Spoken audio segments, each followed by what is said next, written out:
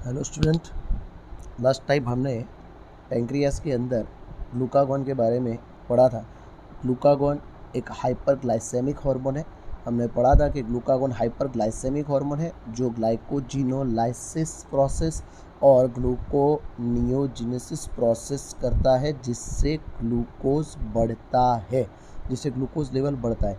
इसके अलावा भी ग्लूकागॉन जो है वो एक और काम करता है कि सेल्यूलर लेवल पे ग्लूकोज का अपटेक एंड यूटिलाइजेशन रिड्यूस करता है। ग्लूकोज का अपटेक एंड यूटिलाइजेशन रिड्यूस करता है। अब वो रिड्यूस करेगा मतलब कि उसका यूज़ कम करने देगा, तो वो जो ग्लूकोज जो बना है, जो प्रोड्यूस हुआ है, वो भी बढ़ता जाएगा, क्योंकि ग्लाइकोजिनोलाइसिस से ग्लूकोज बढ़ रहा है, ग्लूकोनियोजेनेसिस से ग्लूकोज बढ़ रहा है।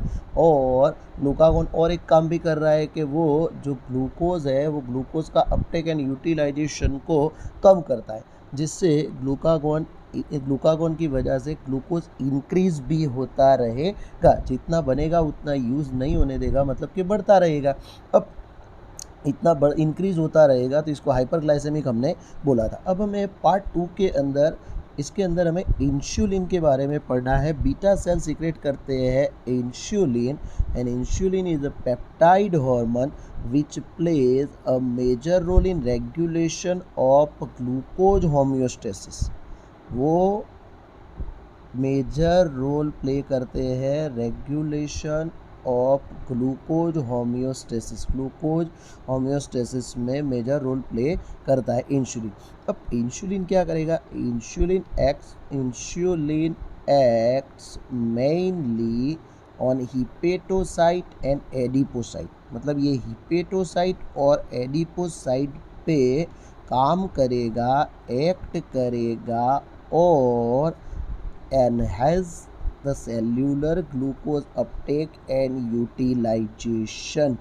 मतलब कि वो ग्लूकोज अपटेक एंड यूटिलाइजेशन को बढ़ाएगा। मतलब कि वो ग्लूकोज अपटेक एंड यूटिलाइजेशन को बढ़ाएगा, उसको ज़्यादा rapid movement of glucose from blood to hepatocyte and adipocyte. मतलब इससे जो ग्लूकोज होगा वो हिपेटोसाइट और एडिपोसाइट में मूव करेगा।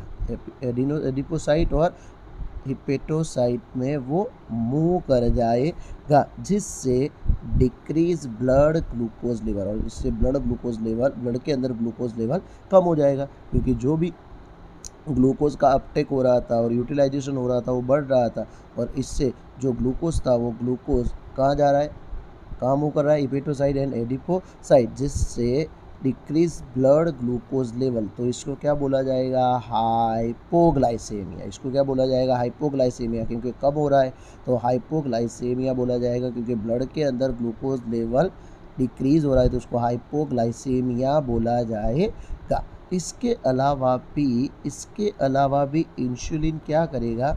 It also stimulate conversion of glucose to glycogen. Glucose को ग्लाइकोजन में कन्वर्ट करता है। उस प्रोसेस से कन्वर्ट करता है, जिसको ग्लाइकोजिनेसिस बोला जाता है। Glycogenesis. It also stimulate conversion of glucose to glycogen, इसको ग्लाइकोजिनेसिस बोला जाता है। टारगेट सेल के अंदर ये ग्लाइकोजिनेसिस प्रोसेस से ग्लूकोज को ग्लाइकोजन के अंदर कन्वर्ट करेगा। अब homeostasis in blood is maintain jointly by two hormone.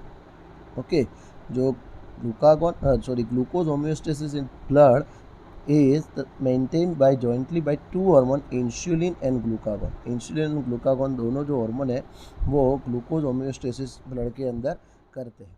Okay, अगर किसी इंसान को लंबे टाइम तक हाइपरग्लाइसेमिया होता है तो उससे एक डिसऑर्डर होगा जिसको डायबिटीज़ मेलिटस बोला जाता है। अब ये डायबिटीज़ मेलिटस होगा तो उससे उस इंसान को, उस पर्सन को loss of glucose through urine and formation of harmful compound known as ketone bodies. तो क्या होगा कि ग्लूकोज उसका लॉस हो जाएगा यूरिन के थ्रू, और कीटोन जैसे जो हार्मफुल कंपाउंड है वो उसकी बॉडी में बनेंगे।